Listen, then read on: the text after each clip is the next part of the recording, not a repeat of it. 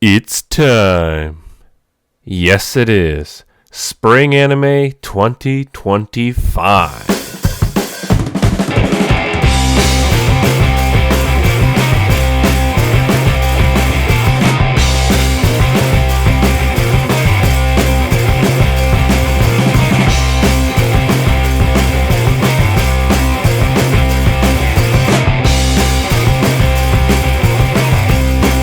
For those of you who don't know, this is a little series where we watch at least 4 to 8 episodes of a seasonal anime lineup.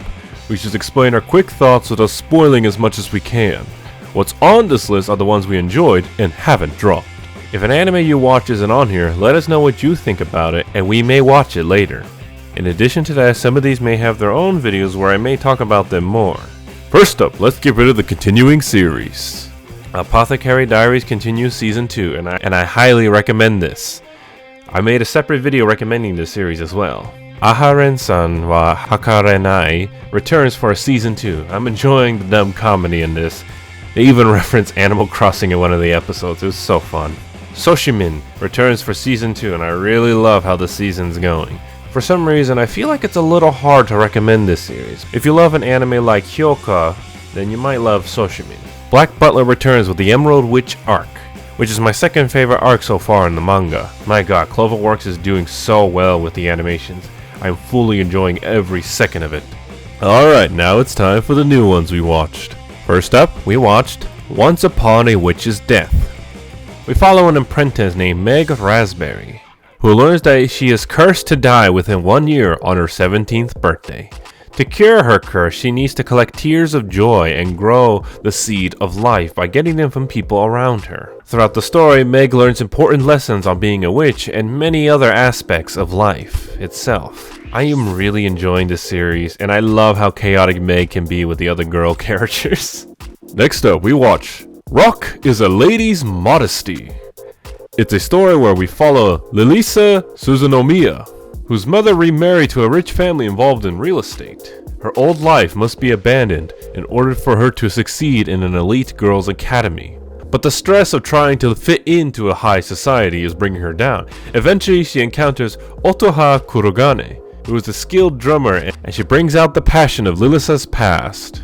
She grabs a guitar and they both jam out. Even though they are seen as elegant young ladies, they have a strong passion in jamming out like rock stars.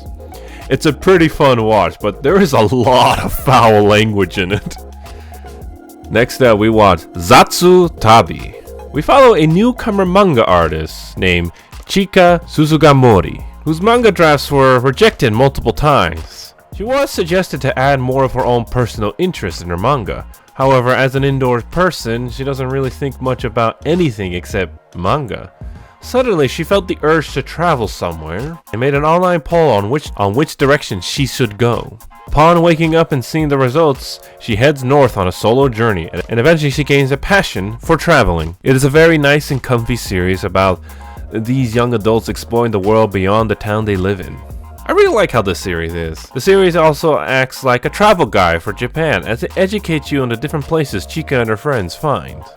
Next in line, we watched Anne Shirley. It's an anime that adapted a book by a Canadian author from the early 1900s, L.M. Montgomery. We follow an orphan named Anne Shirley, who's adopted by Marilla and Matthew Kubert. They were expecting a boy, but over time they have grown to accept Anne as their own. Anne is very expressive and has a massive imagination.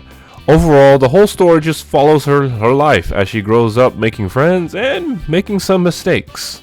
This is one of the most wholesome and pure anime this season. I highly recommend this to anyone interested. Next, we watch Nin Koro. This is a slice-of-life comedy where we follow Satoko Kusagakure, who escaped a ninja village and eventually arrived at Konoha Koga's place. Konoha is an assassin trying to climb the ranks. She sees that Satoko has a special ninjutsu skill where she turns anything into a pile of leaves. Konoha immediately recruits her to help her get rid of the evidence. This series has some spicy fan service, some funny dark humor, and some very, very nice Yuri moments. I love watching this.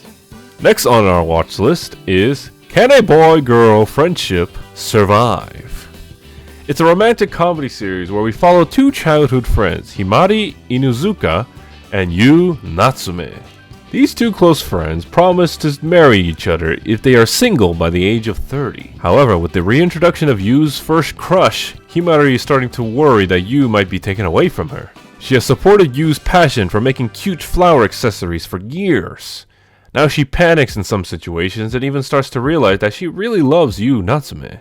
There are some spicy fan service in this, but it isn't that heavy. Overall, it is a fun watch. Pause. I need to add a dumb personal thought here. How come I don't have two cute anime girls who are in full support of my passions? Because my god, I don't usually say this, but god, I wish that was me. Don't get me wrong, I have friends and family who support my channel, but not cute anime girls. Where are they?